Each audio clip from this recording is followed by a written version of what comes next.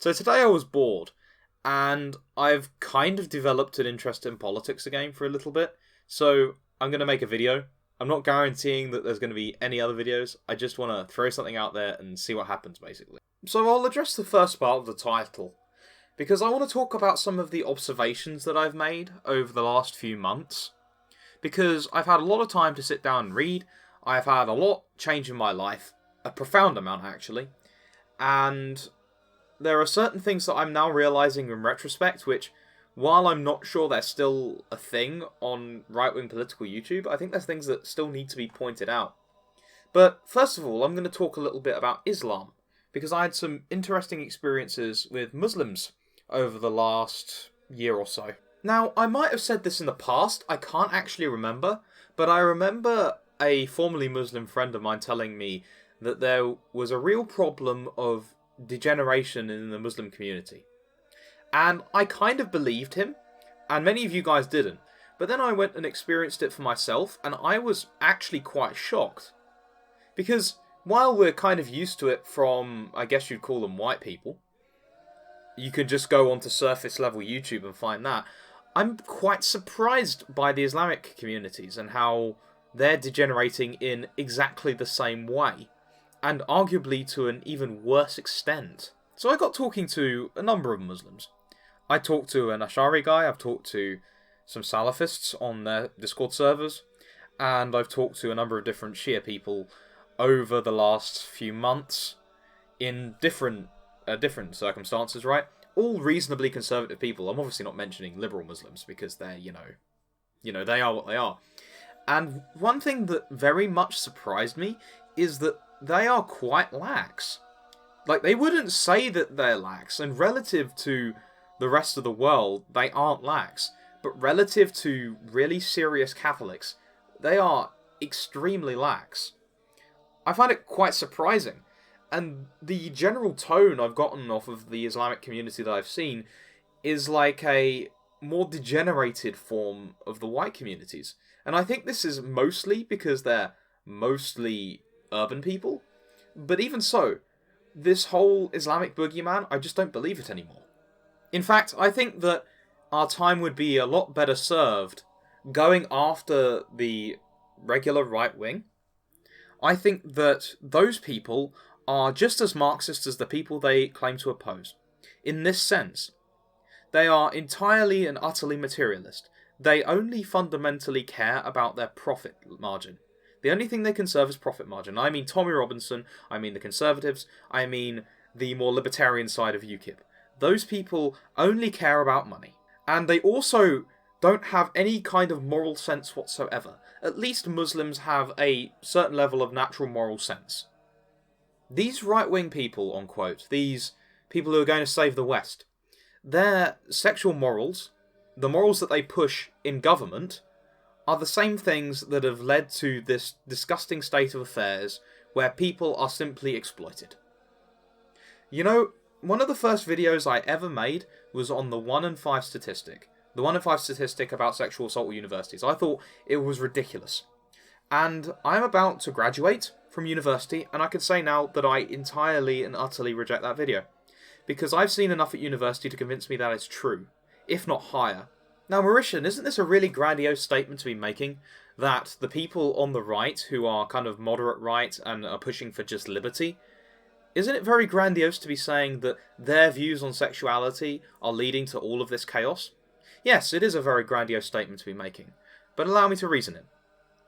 So, one thing that these people do not understand is that human beings have a vice called lust, and when you excite it too much, it can literally override rational control. I think everyone has experienced that at some point in their life, particularly if you're a man. Now, there are people who have varying degrees of susceptibility to this. There are some people who are really, really resilient to it, like I am, or other people who just simply aren't. Now add alcohol. Oh, and while you're at it, add pornography. Now imagine this. You're in an atomized university situation with a bunch of men who were effectively raised on porn. The average age of exposure is 10 years old. 90% of them are addicted. And you throw in loads and loads of alcohol to a bunch of people who aren't able to handle it. and then you put them in a dark environment with lots of loud music. Now, how do you think they're going to react? How do you think they're going to react? There's going to be all sorts of things going on. There's going to be all sorts of actions which are immoral. And I'm saying outright immoral. And there's going to be a lot of misunderstandings going on, and people are going to get hurt. Even on a basic liberal level, this should be understandable, regardless of any sort of concepts of sin. You can go to a nightclub whenever you want. I'd say the average student goes there once a week.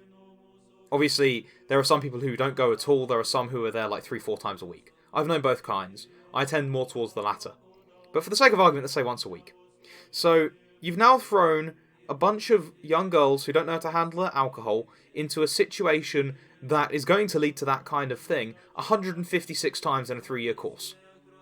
And even when it isn't this kind of brutal man forcing himself on a woman, it's going to be bad for everyone involved.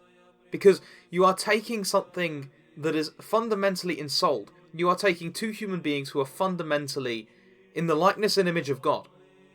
And you are stripping them down to something that's purely material.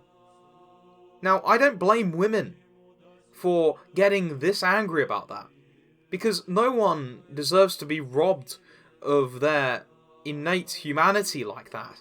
I don't care if someone wants to satisfy their lusts or not. Are we really surprised that these kinds of disgusting gangs are going around when we have pornography dehumanizing people, we have the entire sexual culture dehumanizing people and reducing them just to a method of extracting pleasure? Are we really surprised that some people aren't going to think, hey, these people aren't really human, let's go out and exploit them? Are we really shocked that when we've got this kind of quote-unquote liberty, that it's going to corrupt some people and they're going to do that? Now, there is a term employed by St. Thomas Aquinas and by others, which says that lust dulls the intellect. You are less able to cogitate about things rationally when you are under the influence of lust. Now, you don't need an empirical study to know this. Everyone has experienced that. You cloud your judgment when you get involved in that kind of thing. It's obvious, and some people's judgment is so clouded that they end up living in fantasy lands because of this kind of thing. Look at the Marquis de Sade. Now, if we actually acknowledge this, we can make some legislation to reduce this. And you know what that would involve? It would involve banning pornography and reducing the amount of vulnerable situations that women are in. Particularly now that the entire family has been destroyed by this kind of toxic modern liberalism.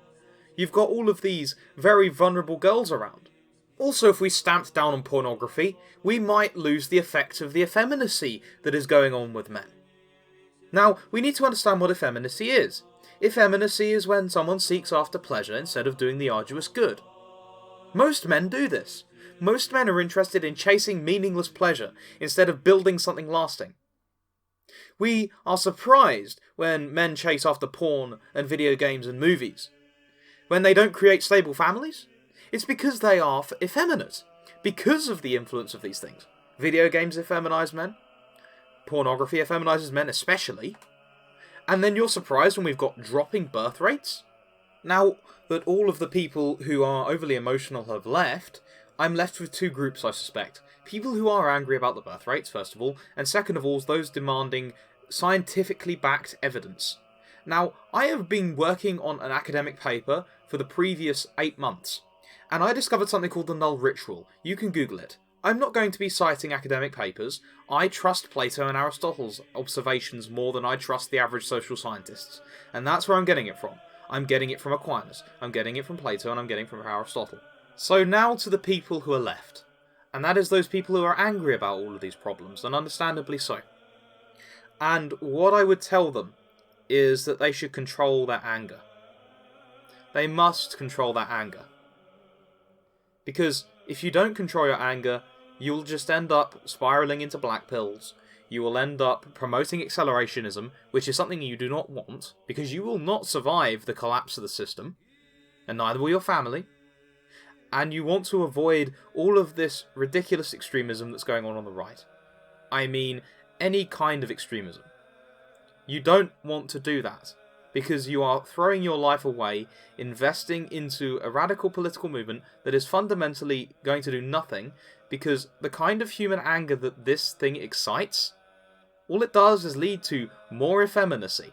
Just as there are a lot of people today who take pleasure in feeling sorry for themselves. We've all seen them. It's the same thing with anger. Some people enjoy getting angry. I used to be like that myself. But that's not productive. But it does indicate that there is a willingness to be able to do something physically. Do something in terms of writing or coming up with ideas. It indicates that someone is raring to go if they have the physical capacity to get angry about something. And that is a good thing. That is something that we should exploit. But in order to properly exploit this, we have to understand what we need to do. The first thing that I think that the right could really benefit from is learning how to properly love another person. Now, I'm not saying this as some sort of platitude, and you'll understand this when I explain what love actually is. Love is willing the good in somebody else. Willing the absolute maximum of their faculties. Now, we don't hear that nowadays, because people are more interested in using that as an excuse for more sex. But that's not love, and we know this. But love is willing someone's good. And we can do this by understanding what the good is. And that requires a bunch of reading and a bunch of listening. Now, imagine if, for every single hour that you spent focusing on the problems of Europe, which everyone already knows in a general sense anyway, imagine if you, instead of doing this, spent time reading up on what the good is, and started applying that in your life. I'm going to provide some starting points. First of all, I know that most of you want a good wife. Most of you want to get married and have a family. Understandable, that's man's natural urge. I'm going to link St. John Chrysostom's homily on Ephesians chapter 5 in the description. That is the chapter of Ephesians where he goes over how a marriage is supposed to be. I'm also going to link a bunch of lectures from Father Chad Ripperger on the virtues. Now, instead of paying attention to, Sudanese criminals doing horrible things to native French people or whatever, instead of doing that, you can now listen to them instead. Now, everyone knows that they need to lift and read. This is obvious. This is being gone on about to the ends of the earth. But what people should be doing is fasting. Now, it's all well and good to have a bunch of juiced guys running around, setting up nationalist regimes or whatever, but if they don't have a control over their appetites, then they're going to be horrible leaders. In fact, this is something that worries me about what I'm seeing going on with other countries, because there's going to be a bunch of right-wing reactions in a number of countries, and the last thing I want is a bunch of intemperate right-wing leaders running countries, because they're going to be poor leaders, because they can't control their appetites. So start fasting twice a week. It doesn't just control your appetite towards food, it controls your appetite towards everything else too. Finally, I'm going to tell you to stop reading particular books. I've already given you a bunch of people to read. Aquinas, Plato, Aristotle, St. John Chrysostom. I'm going to tell you outright, stop reading Evola. Stop reading Guénon. Stop reading the Nouveau Droit. Just stop reading them. Because they're just as modernist as the left. In a different way. Stop reading into these weird esoteric circles. Because all that's going to happen is you're going to end up like the people who wrote the books. And Julius Evola and René Guénon did not have happy lives. Whereas St. John Chrysostom most certainly did. What I'm getting at with all of this, these things that seem unrelated to politics, is that politics is what the men at the top make it. Constitutions don't matter. They don't matter at all. What matters is the man controlling it. And you need to be the best man possible if you want to assert political control. So, I hope this has been good. Thanks for watching.